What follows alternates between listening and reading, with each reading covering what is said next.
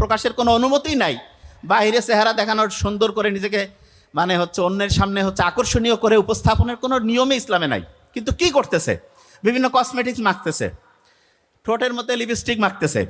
আপনার মনে হইতে পারে কি এমন হয়েছে? শুনেন, ঠোঁটের মধ্যে যে লিপস্টিক দেয়, লিপস্টিকের মধ্যে একটা টাইপ আছে যেটা হচ্ছে যে ওয়াটার প্রুফ, মানে পানি পড়লেও দেখা যাবে যে ওই লিপস্টিকটা যে আছে সেটা ওই রকমই থাকবে।